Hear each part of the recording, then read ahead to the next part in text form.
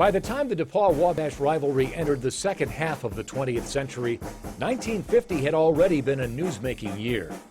President Truman signed off on both construction of the hydrogen bomb and the start of the Korean War. The first ever organ transplant was done that year. It involved a kidney, and the post-war baby boom began. At DePauw, a cornerstone was laid for the planned Memorial Student Union building, and President Clyde Wildman announced it would be his final year. They rallied in the streets of Greencastle before the game, and Tiger fans had much to cheer about early. Ward Shawver gained 35 yards on this end run. And on the next play, Gene Gephardt threw a 28-yard scoring pass to Jim Hollensteiner. Wabash's Ted Steig barrels in here, but the extra point was no good, so it's 7-6 DePauw. The Tigers build a bigger lead after Steve Nagy takes the pitch, and check out this classic Monon moment. A train is rolling by as he fights his way into the end zone.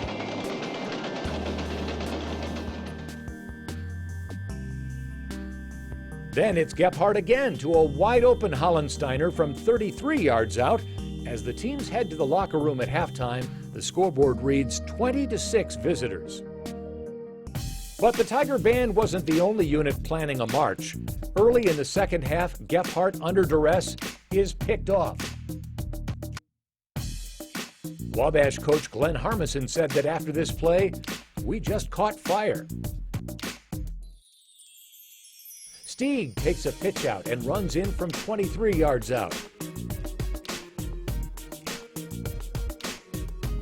Ken Beasley blocks a punt. Shortly afterward, Mike Gillis goes around the right end. It's an 11-yard touchdown run, and now the game is tied. A DePauw quick kick and another block.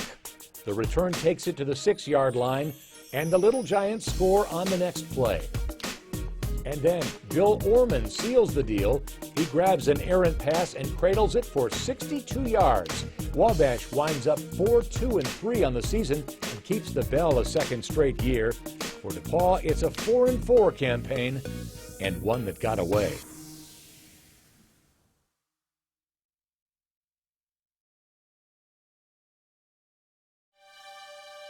It was the buzz at DePauw's hub and on campus radio station WGRE. Even the university's new president, Russell Humbert, was smiling about the Tiger football team that packed a bite. DePauw entered the season's final game with a spotless 7-0 record. Wabash had 6 wins, no losses, and 1 tie. So for the first time in the series history, the two teams would enter the battle for the Monon Bell with undefeated records. But put aside the notion of a tough back-and-forth struggle, if you were to look up domination in the dictionary, the definition might be accompanied by this, the only surviving image from the 1951 game.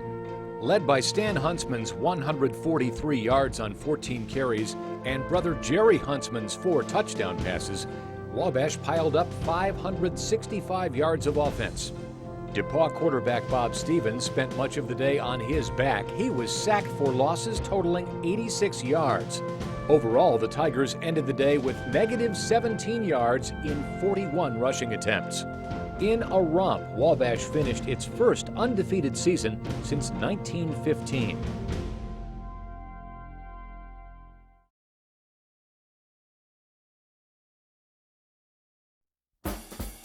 DePauw inaugurated its 15th president, Russell Humbert, in October of 1952, with the Old Gold football game versus Georgetown afterward. The hanky-panky on campus that fall extended beyond this. The Monon Bell was briefly stolen from Wabash about a week before the game and then returned. It was noted as the second ever Bell heist, the first coming in 1941. The Tigers entered the big game with a 4-3 record. A newspaper preview said spirits were high, but the game plan was stop Stan. That'd be Huntsman, the Wabash halfback who burned DePauw the year before, and who had carried the ball on half to 3/4 of the Little Giants' plays this season. Wabash's paper boiled it down to a different 2 words, beat DePauw. Having held the bell for 3 years, the men in red paraded it before the crowd on game day. Tiger faithful also made a grand entrance without a prize. These game day photos capture what it was like in Crawfordsville. Huntsman scored an early touchdown, and with his team already up 19-0, the running back took a handoff, dropped back, and hit Tom Hankinson with a 25-yard scoring pass. It was 40-zip and not yet halftime after this pick six by John Stoner. This big-time sack by the Little Giant defense symbolized the tough day the Tiger offense endured. As feared, Huntsman was a hoss, leading a ground game that totaled 281 yards with more than 500 yards of total offense. They paraded the bell again after the final gun sounded on a 47-0 Wabash blowout.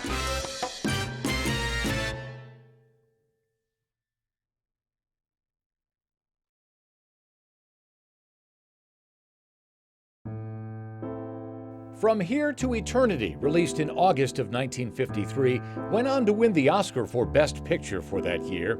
For DePauw football fans, it had seemed like an eternity. For 4 straight campaigns, the Monon bell had been ringing in Crawfordsville. Before the '53 game, the DePauw marching band seemed to taunt Wabash fans as they paraded past the visitors' stands with a dog in tow. That hound later got on the field and held things up, but there was no stopping the letter H, which had dominated DePauw for 2 straight bell battles. Huntsman, first name Stan, was again a force to be reckoned with in his senior year Monon Bell Classic. On this day, he collected 194 yards rushing on 20 carries, 28 on this scamper, and was a key factor as his team built an early lead, while the Tigers, winless all season long, struggled mightily. Huntsman was on the final receiving end of a pair of pitches that led to this touchdown, and quarterback Valno Graham found him wide open on a scoring connection through the air. Wabash had 443 yards of offense. DePauw only managed 120, all but 1 on the ground. Drafted by the NFL's Chicago Cardinals, Stan Huntsman instead became a legendary college track coach.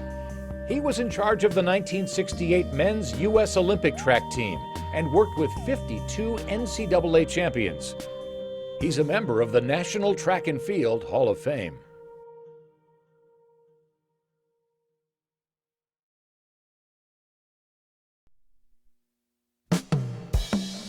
It was a gorgeous day for the 61st edition of this rivalry game.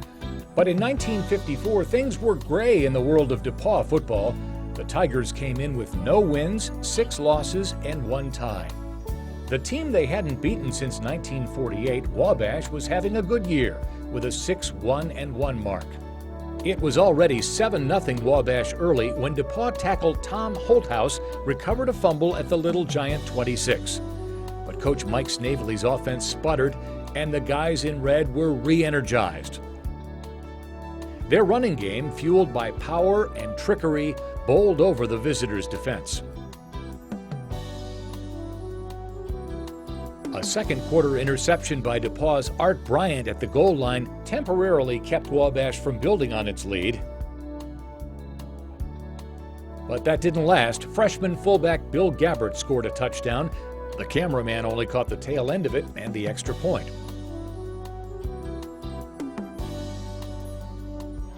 On the subsequent kickoff, Johnny Rickoff gave Tiger fans a thrill.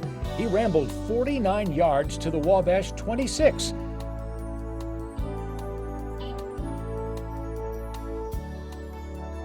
But the drive that followed produced no follow-up, and Wabash went to the locker room with a 14-0 halftime advantage.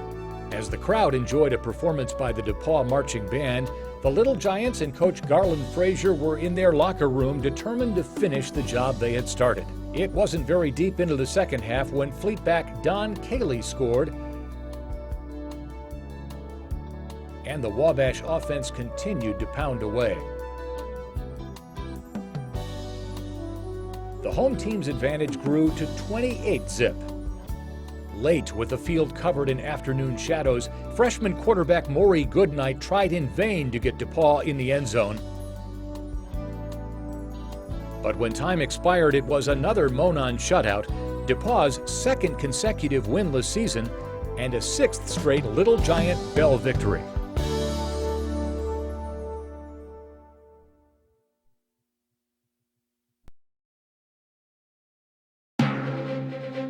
The 1955 game day program had DePauw in a blue jersey, but that was about the only thing wrong with the contest that went down as a Monon Bell to remember.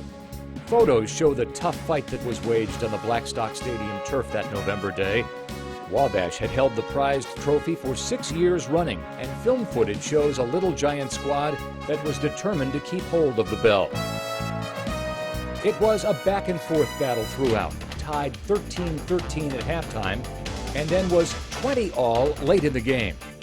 With time winding down and a 4th and 2 situation for DePauw, Maury Goodnight fakes the punt and finds Dick Hackenberg with a pass that puts the ball at Wabash's 37-yard line. A few plays later, Goodnight connects with Gene Halliday, and the ball is on the 10.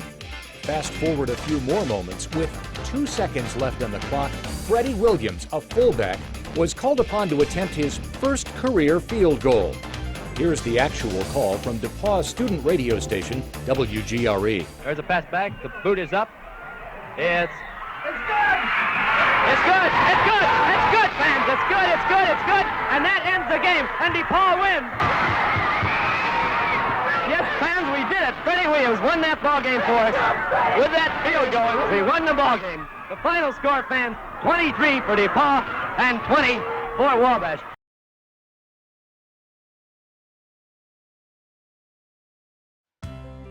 "1956 is remembered as the year Dick Clark became the host of American Bandstand. DePauw had a new, well-dressed man on its sidelines. Bob Hicks was the Tigers' new head football coach. Although basking in the afterglow of the previous year's heroics by Fred Williams, the men in black and gold were 1-6 heading into the big game. Wabash was 6-2. They had each lost to their only common opponent, Butler. It was just 5 weeks after Don Larson pitched a perfect game in the World Series. 12 days later, DePauw dedicated its new Roy O. West Library. Elvis Presley's Love Me Tender was #1 across the nation as the two teams took the field in Crawfordsville in their annual rivalry game. And this one was a scrappy back-and-forth contest. An early Wabash drive was short-circuited by this Tiger interception. But it was the Little Giants getting on the scoreboard first. This run set up the home team for that score. It was a 1-yard touchdown plunge by Bill Gabbert, capping a 55-yard drive.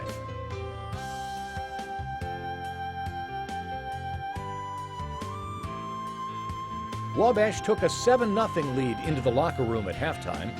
The second stanza began with a 10-play, 60-yard drive by DePauw, but film of the 2-yard touchdown run by Skip Matheson has not survived.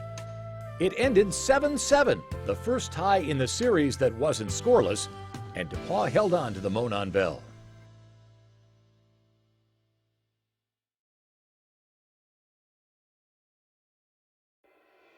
The spring of 1957 brought Vice President Richard Nixon to the DePauw campus to receive an honorary doctorate and speak at Business and Industry Day.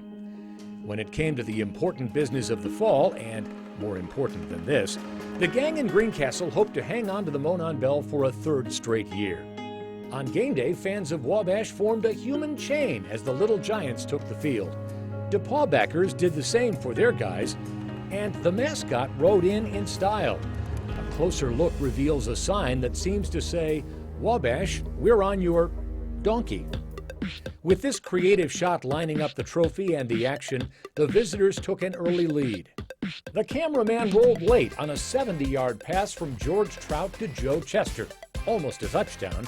It set up this TD plunge by Trout. But it was all DePauw from there forward. Quarterback Maury Goodnight, the nation's leading small college passer, had a field day. He hits Dick Hackenberg on this 21-yard pass to tie the game. Goodnight and Hackenberg also connected on this 1-yard scoring pass.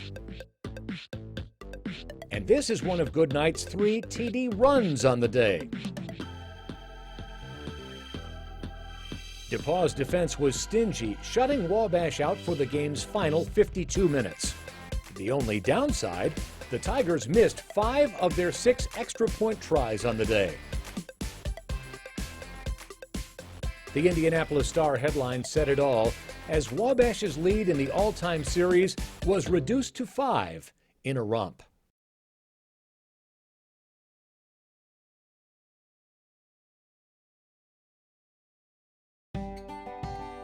"1958 was marked by Elvis Presley's induction into the Army and the introduction of the hula hoop. 25 million of them were sold in the first 4 months for $1.98 each. At DePauw, new faculty members posed outside the recently constructed Memorial Student Union building, which featured the hub where students could dine, gather for snacks, and pose for photos. October brought the dedication of a new art center in what was previously the Carnegie Library, and poet Carl Sandburg visited campus. A month later, when this thing was on the line, DePauw entered the big game 1-7 on the season. Wabash was 3-5. It was Garland Frazier's first losing season in 8 campaigns. Before the rivalry game, DePauw coach Bob Hicks said, "We're every bit as good as they are, if not better," but predicted a, quote, nip-and-tuck affair.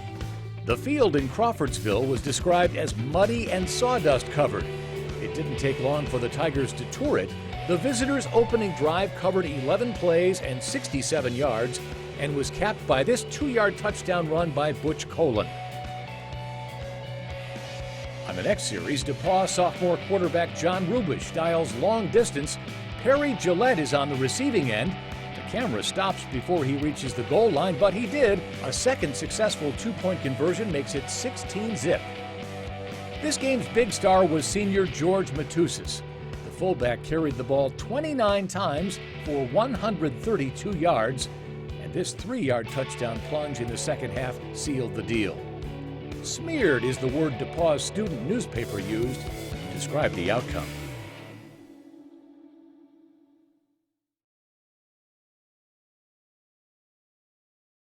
If you have all those ministers out there, I'm sure that we go up against Butler and Wabash in those schools. We're going to need a lot of praying, so I look forward to that.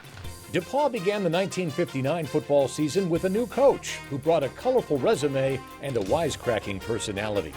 Tom Mont, who starred in college at Maryland, played for the Washington Redskins, and then was head coach at Maryland, was now prowling the Tiger sidelines. Before the season's final game with Wabash, DePauw was 1-7. The men in scarlet were 3-5. The cover of the game day program suggested an old-fashioned scrap, and this one, played in bitter cold conditions, was a battle in the trenches all day long. In the second quarter, Joe Sabatini of Wabash crosses the goal line before losing the football. It makes it 6-0 for the visitors, but the try for 2 comes up empty. In the third quarter, Dick Mace, who carried the ball 30 times for 125 yards, gets the Tigers rolling on this run. 3 snaps later, a running play that started on the left side of the field winds up going the other way, a 13-yard touchdown run to the right corner of the end zone. The film doesn't show it, but this kick was no good. It's 6-6, and it sets up a thrilling finish. Wabash is at the DePauw 16 with about a minute left when Sabatini takes a pitch out and gallops to the 4-yard line. The Little Giants have 4 downs and about 50 seconds to take it in. A first down run yields just about a yard. Second down brings another run. This one winds up at about the 2-yard line. Jim Hampshire runs it on third down. He is stopped at the Tiger 1. So now it's 4th and goal, about 15 seconds left. Hampshire takes it, but runs into a pile of black jerseys. He is denied, and Wabash dejectedly shuffles off the turf. Bob Collins of the Indianapolis Star called it a first-class football game, adding, "Next year's contest should be a Lulu."